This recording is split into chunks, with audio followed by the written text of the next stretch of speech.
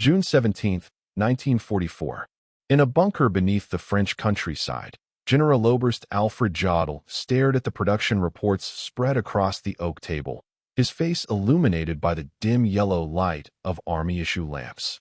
The numbers told a story that his pride refused to accept, a story of American industrial might that was beginning to overwhelm the Wehrmacht on every front. "We simply need more time," he assured his staff officers. "German engineering will prevail over American quantity." The confidence in his voice betrayed no hint of the revelation that would soon shatter the foundations of German military doctrine. Before we dive into this story, drop a quick hi in the comments and tell me where you're watching from. It really helps support the channel. This is the untold story of how Germany's most brilliant military minds came to the humbling realization that no amount of tactical brilliance could overcome America's logistical juggernaut, a revelation that would transform their understanding of modern warfare and ultimately reshape military doctrine for generations to come. Colonel Walter Dornberger's meticulous inspection of the V-2 production facility at Peenemünde had always been a source of pride. On this crisp morning of September 3, 1943, the 48-year-old artillery officer and head of the German rocket program walked between rows of partially assembled rockets, nodding with satisfaction. Each V-2 represented the pinnacle of German engineering, a technological marvel that had required 60,000 separate components, 2,000 skilled technicians, and 62 million Reichsmarks to develop. "Impressive, isn't it?" Dornberger remarked to Major Werner von Braun, the brilliant 31-year-old technical director who walked beside him. "We'll soon be producing 900 units per month. The Führer will be pleased." Von Braun nodded, but his expression remained tight. "Colonel, I've received intelligence reports from our agents in America.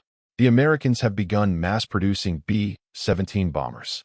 A single factory in Washington state, Boeing's Plant 2, is now producing one complete aircraft every 4 hours." Dornberger stopped walking. "That's impossible. Each bomber has over 1 million parts. 6 million components, actually," von Braun corrected. "And yes, they're doing it. They've applied assembly line principles to aircraft production. One factory, one bomber, every 4 hours." The colonel's face hardened.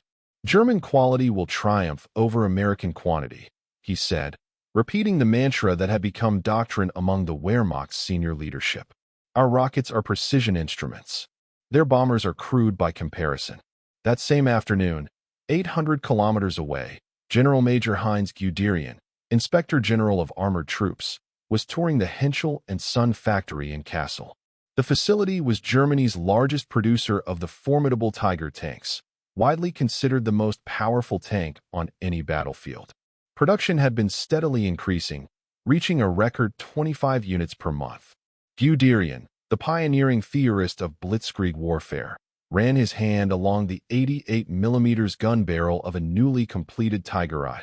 "How many have we delivered to the Eastern Front this month?" he asked factory director Albert Speer Jr. 17 units, Herr General," Speer answered. "Each one capable of destroying any Soviet tank from 2,000 meters." Guderian nodded. "And how many have been lost in combat?" Speer hesitated. 22, according to latest reports. "But many were due to mechanical failure and fuel shortages, not enemy action." The general's expression darkened. "And Soviet production?" "Our intelligence suggests the Soviets are now producing over 1,000 T-34s per month, using American machine tools and following American mass production methods." Guderian said nothing, but his jaw tightened. The Tiger tank required 300,000 man-hours to produce. The Soviet T-34, while less sophisticated, required only 18,000. The mathematics were becoming increasingly difficult to ignore. In Berlin, at the same moment, Luftwaffe General Adolf Galland was engaged in a heated exchange with Reichsmarshal Hermann Göring in the Air Ministry building. At 30 years old, Galland was one of Germany's youngest generals and among its most accomplished fighter aces, with 104 confirmed aerial victories. "The numbers cannot be accurate," Göring insisted, his face flushed with anger as he studied the intelligence report. "The Americans cannot possibly be producing 8,000 aircraft per month." "The reports have been verified through multiple sources," Galland replied calmly. Ford Motor Company has converted its automobile factories to aircraft production. Their Willow Run plant in Michigan is producing one complete B-24 Liberator bomber every 63 minutes, around the clock.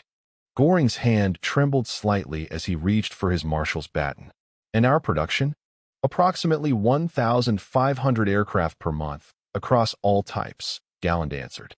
And we're losing pilots faster than we can train replacements. American pilot training programs are graduating 10,000 new pilots every 90 days. The Reichsmarshal's face had grown pale. Leave me, he said quietly. These three separate conversations, occurring simultaneously across the Reich, represented the first cracks in what would become a complete collapse of German military confidence. The mythology of German technological superiority was beginning to crumble against the overwhelming evidence of American productive capacity.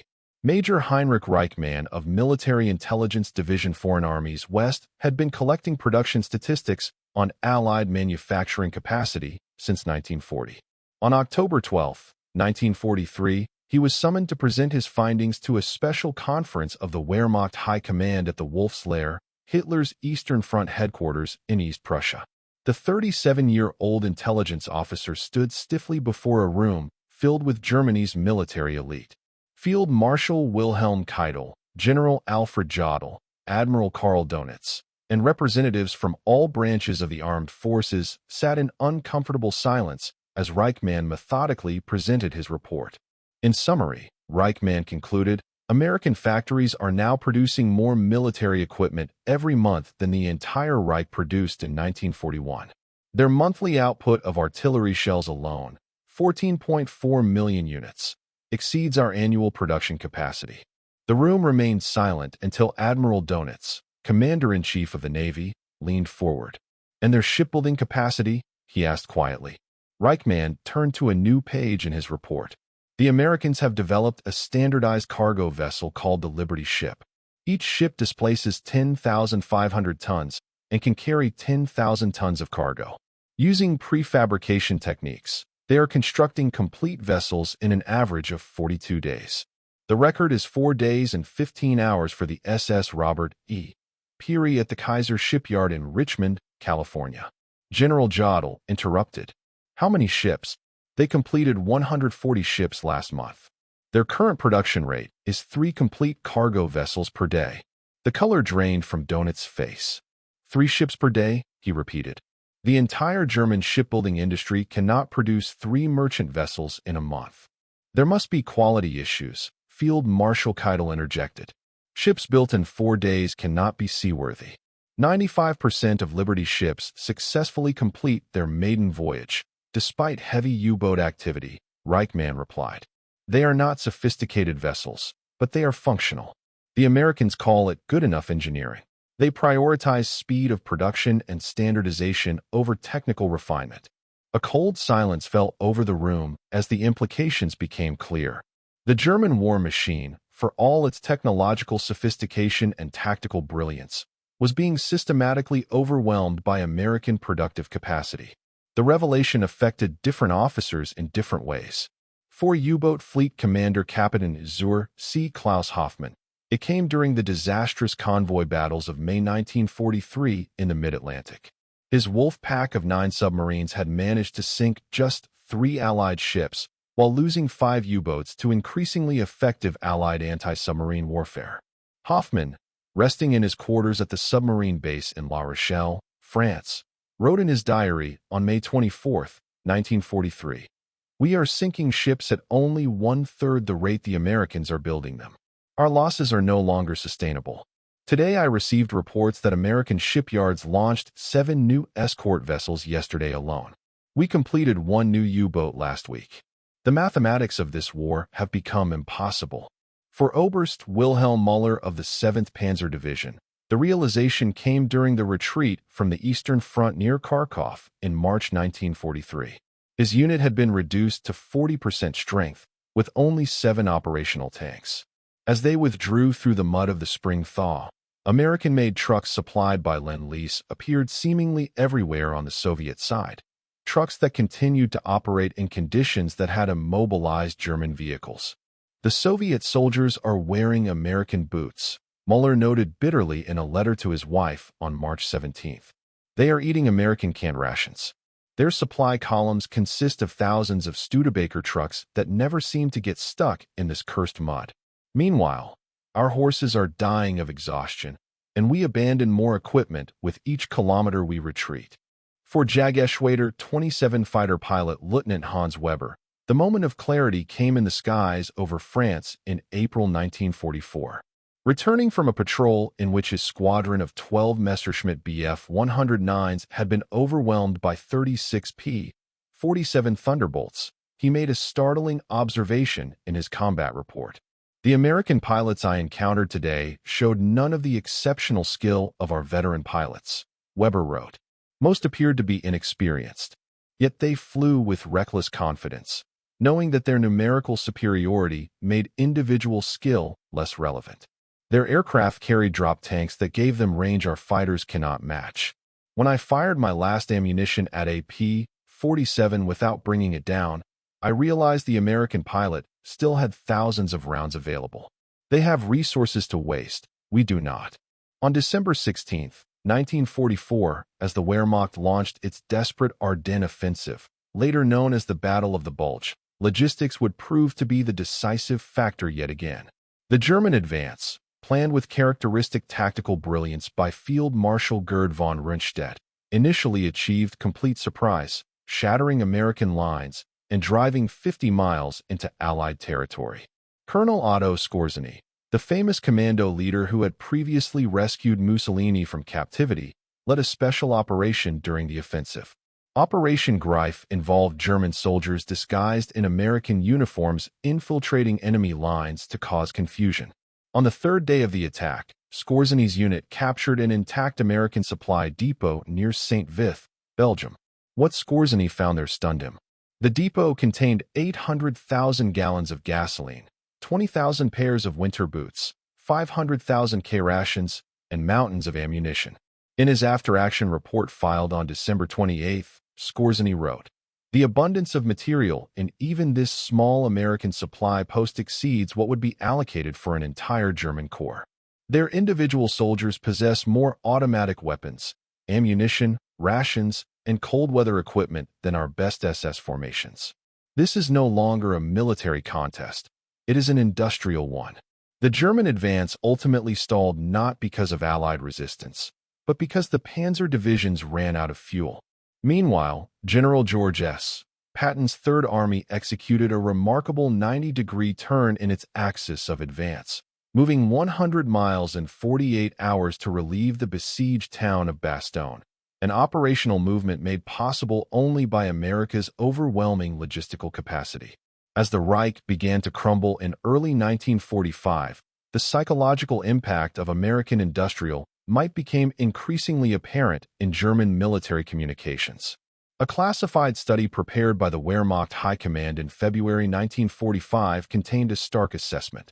The American soldier is not particularly skilled in combat and lacks the discipline of the German soldier.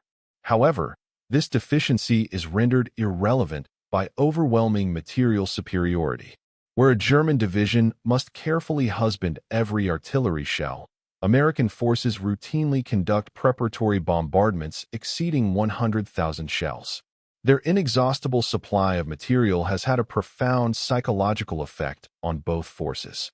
The study continued with a comparison that particularly wounded German military pride. The decisive factor has proven to be not the quality of the weapon, but the quantity available. A single Tiger tank may be technically superior to 3 Sherman tanks, but it will inevitably be defeated by 5 Shermans. And when the Tiger runs out of fuel, breaks down, or exhausts its ammunition, the Americans simply deploy 5 more Shermans.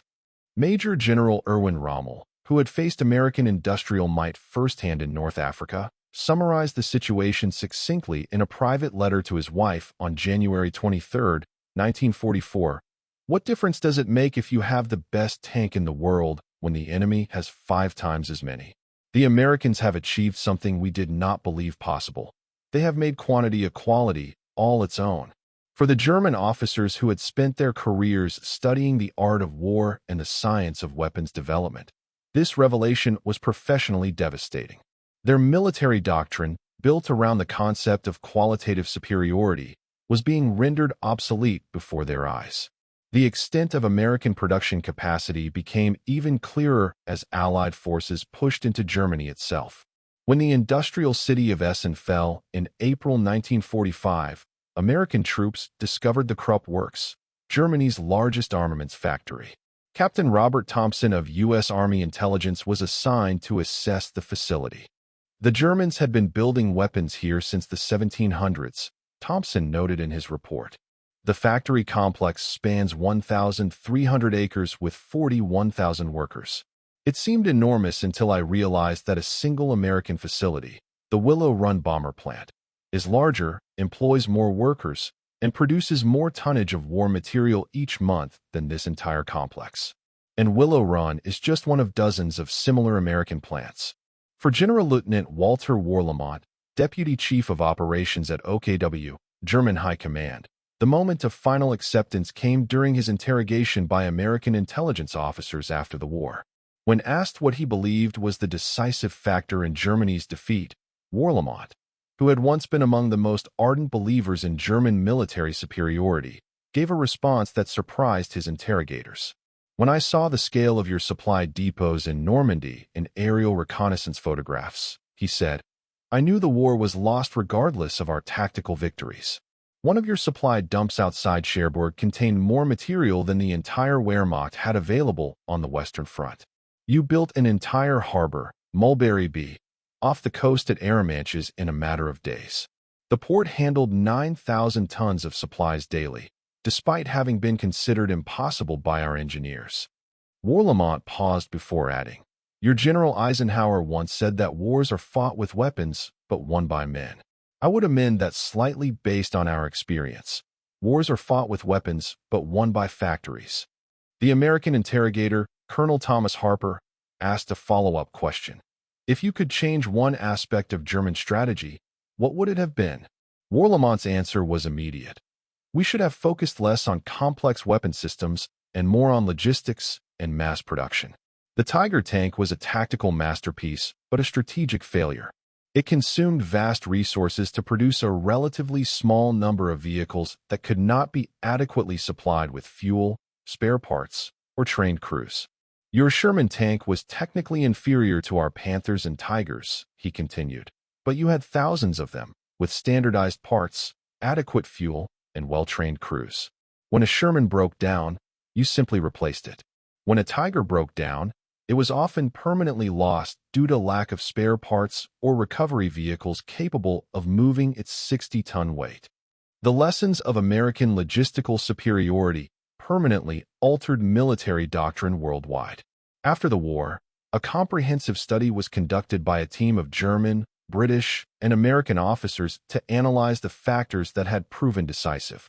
The study, published in 1947, concluded, "The German failure to appreciate the strategic importance of logistics and mass production represents perhaps the most significant miscalculation of the war. Tactical brilliance and technological sophistication proved inadequate against an opponent capable of producing overwhelming quantities of adequate material." This realization was particularly difficult for German officers to accept because it contradicted their fundamental understanding of warfare. General Heinz Guderian, the architect of blitzkrieg tactics, reflected on this in his post-war memoirs. "We believed that superior training, superior discipline, and superior equipment would prevail against any odds. We were wrong. The Americans showed us that modern war is fundamentally an industrial contest. Their ability to deliver a constant stream of supplies, replacements, and new equipment eventually made tactical skill irrelevant." The psychological impact on individual German soldiers was equally profound. Oberstfreiter, Corporal Karl Mahler of the 352nd Infantry Division described his experience in Normandy in June 1944. "We had been told that the Americans were soft, untested in combat. Perhaps that was true of the individual soldiers, but it hardly mattered. Their artillery never stopped firing, never. They had more shells than we had bullets. Their air force was everywhere. When their tanks were destroyed, more tanks appeared the next day. When we destroyed those, still more arrived. It was like fighting against a faceless machine that could not be deterred by losses. American production statistics validate these observations. During the war years of 1942 to 1945, the United States produced 296,400 aircraft, 102,500 armored vehicles, 372,000 artillery pieces, 17 million rifles and carbines, 315,000 mortars, and 47 million tons of artillery shells and bombs. The United States Navy grew from 394 vessels in 1939 to 6,768 vessels in 1945. American factories produced 2,751,000 machine guns, more than 40 billion rounds of ammunition, and 2,679 ocean-going Liberty ships.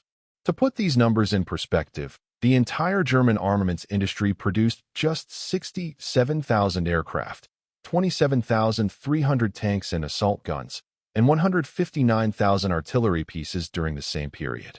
Perhaps most telling was the disparity in military production as a percentage of economic capacity. At the height of its war effort, Germany was dedicating approximately 40% of its gross national product to military production, an enormous commitment that stretched the Reich's economy to the breaking point. The United States, by contrast, allocated only about 37% of its economy to war production, yet still managed to outproduce all Axis nations combined, while simultaneously supplying the Soviet Union and Great Britain through Lend-Lease. The scale of American logistical capability was perhaps best symbolized by Operation Bolero, the buildup of American forces in Britain prior to D-Day. Between January 1942 and June 1944, the United States transported 1.6 million troops, 20 million tons of supplies, and 800,000 vehicles across the Atlantic Ocean despite the constant threat of German U-boats. When the invasion finally came, Allied forces landed 156,000 troops, 1,500 tanks, 5,000 ships, and 12,000 aircraft in the initial assault. The subsequent supply effort delivered 2.5 million men, for million tons of supplies, and 800,000 vehicles in the first 3 months. The psychological impact of American logistical superiority extended beyond military circles to affect German civilian morale as well. Dr. Joseph Goebbels, Reich Minister of Propaganda, struggled increasingly to maintain the narrative of German technological superiority as the war progressed. His diary entries from late 1944 reveal growing anxiety about the disparity in production. "How can I convince the German people that our quality will overcome their quantity?" he wrote on November 12, 1944, "when even our generals no longer believe it. The streets of Berlin bear witness to American productive capacity. Every bombing raid brings hundreds of aircraft, thousands of bombs. We announce the destruction of dozens of these planes, yet they return in greater numbers the next day." For individual German soldiers, the contrast between their own increasingly desperate supply situation and American abundance created a psychological breaking point that manifested in various ways. Oberleutnant Friedrich Haas, a Luftwaffe pilot captured after being shot down over France in July 1944, described his first encounter with an American air base in his debriefing after the war. "I was taken to an airfield in Normandy that had been constructed just days after the invasion," Haas recounted. "There were hundreds of aircraft, Thunderbolts, Mustangs, Lightnings, more fighters in one place than I had seen in the entire Luftwaffe since 1943. But what truly shocked me was the casualness with which they treated their equipment. I watched mechanics remove an entire engine from AP-47 because of a minor oil leak, a problem we would have attempted to repair. They simply replaced it with a new engine and sent the aircraft back into combat within hours." Haas continued, "In our Luftwaffe, we were carefully tracking flight hours on every component. Our mechanics were performing miracles, keeping aircraft flying with cannibalized parts. Here, the Americans were discarding components we would have considered precious. It was then I realized why we could not win.